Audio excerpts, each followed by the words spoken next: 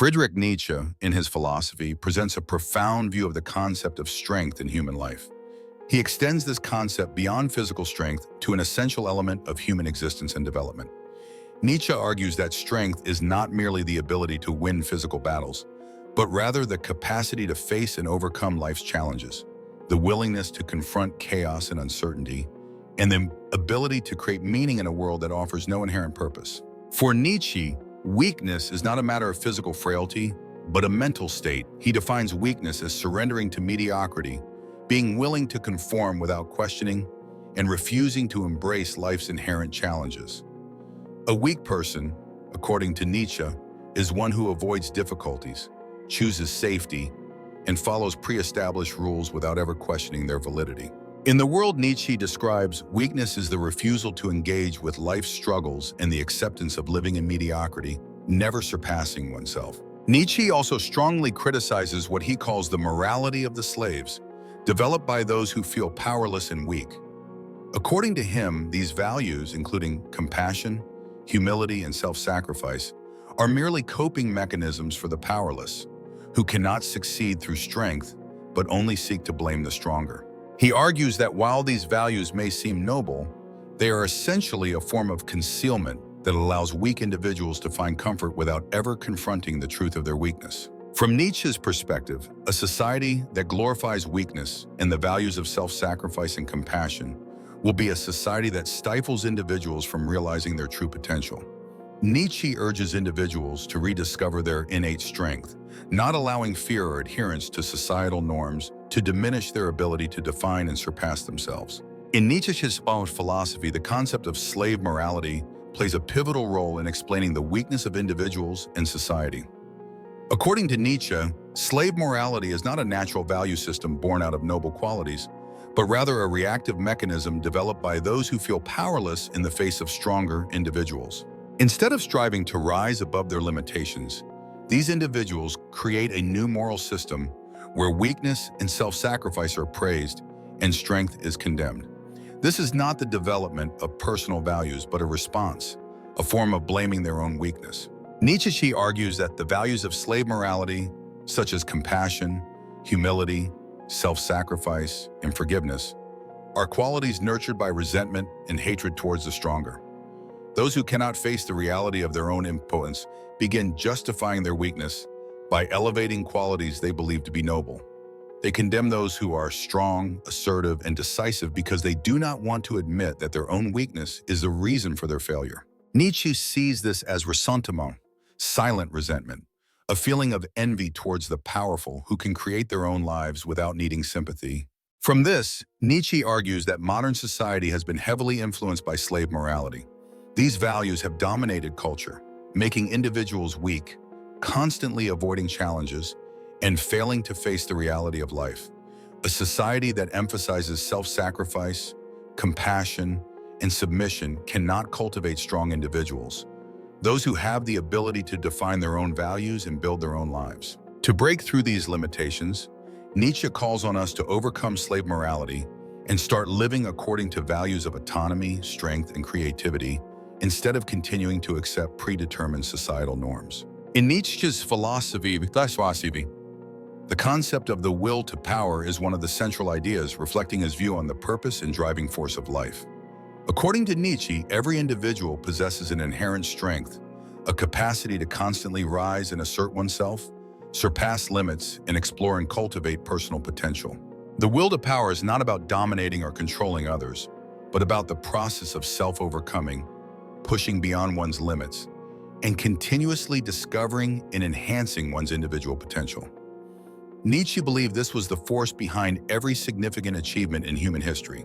However, Nietzsche did not see the will to power merely as an abstract concept or theory, but as a vital, real force in life. He considered it the drive that compels individuals to find and fulfill their own purpose, to face life's chaos and challenges. This requires courage and persistence, not only to confront obstacles, but also to turn those obstacles into opportunities for personal growth. Nietzsche believed that true strength in a person is not about conquering external challenges, but about overcoming internal barriers and personal weaknesses. The will to power is not just a concept about personal striving, but also an expression of freedom, autonomy, and creativity. Those who embody the will to power are those who can create value in their lives, rise above the limits imposed by society or predetermined standards. Nietzsche argued that each person needs to create their own values rather than seeking approval or recognition from society or others. This is part of what he referred to as the Übermensch, Overman, the ideal human who can determine the value of their own life without being bound by the norms of the crowd or society. In Nietzsche's philosophy, the concept of the Übermensch, Overman, plays a crucial role representing the ideal human being he envisioned. The Übermensch is not an idealized figure of physical strength, but rather a person who has transcended the limits imposed by society and traditional moral codes. For Nietzsche, the Übermensch is someone who does not follow predetermined social values such as compassion, humility, or self-sacrifice, but instead creates their own values. The Overman lives their own life freely, without being bound by societal standards or the prejudices of the crowd. Nietzsche believed that modern society had created a moral system he referred to as the morality of the slaves, which elevates values like self-sacrifice, humility, and compassion, but in reality are mechanisms that conceal weakness and a lack of self-assertion.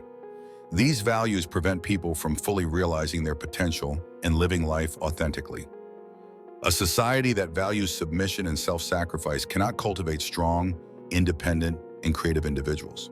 The Übermensch is the reflection of a human being who is no longer influenced by these values, but instead creates their own world by accepting chaos and challenge. According to Nietzsche, becoming an Übermensch is not an easy path. To achieve this, individuals must break free from the limits imposed by society, overcoming blind obedience and false standards. The Overman is not someone who lives in isolation, but someone who creates value for both themselves and society, but that value must be defined by the individual, not the masses. This requires great courage and determination to stand against societal pressures and prejudices while creating a life that is meaningful and creative. One of the key points in Nietzsche's philosophy is his complete rejection of mediocrity and the compromise with life.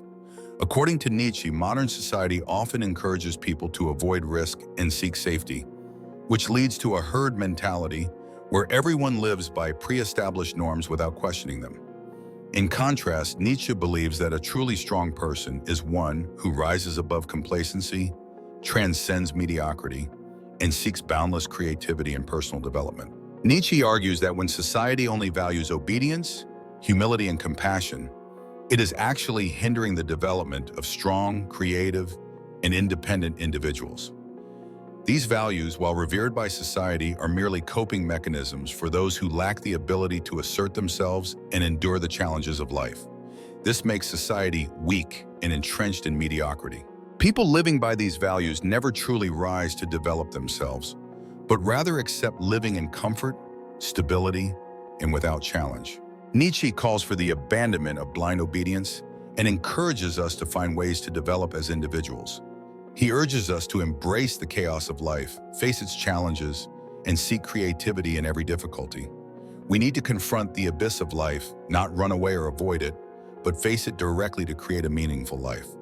This does not mean living a life without direction, but a life of initiative, freedom to overcome oneself, and a rejection of safety and mediocrity. Ultimately, Nietzsche encourages us to live a life that we decide for ourselves, a life not bound by the desires of the crowd or the values established by society. He believes that only when we abandon dependence on common values and instead live according to our own ideals, can we truly achieve freedom and sustainable personal development. In Nietzsche's philosophy, the concept of amor fati, love of fate, is a crucial element in living a meaningful and powerful life. Amor fati is not a passive acceptance or resignation to fate, but a love for and embracing everything life brings, from joys to pains, from victories to failures. According to Nietzsche, to love one's fate is to view every experience, whether good or bad, as an opportunity for growth and self-improvement. Instead of resenting or trying to escape from difficulties, loving fate is the acceptance of all challenges, feeling and learning from them to become a stronger individual. Nietzsche believes that those who can love their fate are the ones who have truly achieved freedom. They are not people who avoid challenges or fear failure, but rather those who confront all of life's hardships and do not allow external factors or circumstances to influence their development. The love of fate gives individuals the strength to decide and take control of their own lives, rather than leaving it to uncontrollable forces. Nietzsche sees that if people can love and accept all that is inevitable in life, they will become stronger and more independent than ever before. The ideal of amor fati encourages individuals not to live passively, but to actively create value from every experience, whether suffering or happiness. It is a way of viewing life positively, not seeing difficulties as burdens, but as precious challenges. To love fate, one must have the courage to face oneself, overcome personal limits, and not allow challenges to blur the ideals of their life. The concept of eternal recurrence in Nietzsche's philosophy is one of his most powerful ideas, challenging us to think about how we live and face life. Nietzsche suggests that we should live in such a way that, if our life were to repeat forever, every moment, every decision would be something we choose with joy and acceptance. This is not merely a philosophical hypothesis, but a test to evaluate whether our lives are truly worth living. The question Nietzsche asks with the concept of eternal recurrence is, if your life were to repeat forever, would you be satisfied with the choices and decisions you have made so far? This challenges us not to live hastily or escape suffering, but to live with a clear awareness of every step we take in life. Nietzsche encourages us to live with the belief that every moment has value and every decision can shape the essence of life. If we can live our lives as if they would repeat forever, then that is a sign of a truly meaningful life. This concept is not merely a way to encourage us to live more positively, but also a call for us to face the transience and meaninglessness of life. It emphasizes that life is not a puzzle with a ready-made solution, but a creative process in which we are the ones who create our own meaning. Nietzsche saw that the lack of a fixed purpose or meaning in life is what causes confusion and anxiety in people. But in that very absence, we have the opportunity to create and define our own values. In Nietzsche's view, eternal recurrence is a call for people to live fully, not avoiding challenges, and always ready to face reality without blaming circumstances or fate. This is the path to freedom, strength, and autonomy in life. In Nietzsche's philosophy, the concept of the abyss is used to describe the confrontation with the harsh, unavoidable truths of life. Nietzsche warns that when people look into the abyss of existence, into the absence of inherent meaning in the chaos of the universe, the abyss also looks back at them. This famous quote, "When you gaze long into an abyss, the abyss also gazes into you," suggests that when people face the unexplainable, the unsolvable problems, they may be drawn into despair, negativity, or even self-destruction. The abyss is not only the absence of purpose in life, but also the acceptance that the world does not provide inherent values, and people must create their own values. Nietzsche understood that confronting this emptiness is a great challenge, as it touches the deepest aspects of human nature, the fear of meaninglessness and insecurity. However, he did not view confronting the abyss as a negative experience. In fact, he believed it was an opportunity for individuals to assert their strength and creativity. By looking into the abyss and not being consumed by it, people can realize that they are the ones who create meaning for their lives. Nietzsche believed that instead of being obsessed with the chaos and lack of meaning, we can use it as a foundation to build a life of freedom, creativity, and meaning. Confronting the abyss is not an easy experience, and not everyone can overcome it. It requires the courage to face the dark corners of oneself and accept life's uncertainty. But according to Nietzsche, it is precisely through this process that people can free themselves from the oppression of external values and become free to create, to define their own lives. By facing the chaos of life without being defeated by it, people can truly become strong, creative individuals who create value and meaning for themselves. One of the key lessons from Nietzsche's philosophy, especially through the concept of eternal recurrence, is how we live a meaningful and worthwhile life. Nietzsche challenges us to think about our lives. If it were to repeat forever, would we be satisfied with the choices and actions we've made so far? This message encourages us to live fully in every moment, not just to exist, but to create value in each step we take. It's not about living a life of safety or avoiding difficulties, but rather a journey of freedom to grow, learn from challenges, and create meaning for ourselves. The lesson from Nietzsche is a call to face reality and embrace all of life's challenges, whether joy or pain. If we can live this life as though it will repeat forever, with acceptance and joy in every decision, then that is a sign of a truly meaningful life. For those over 30, an age filled with responsibilities and challenges, applying this lesson can help us reassess our goals and choices, creating lasting values and true freedom, unshackled by societal pressures or external circumstances.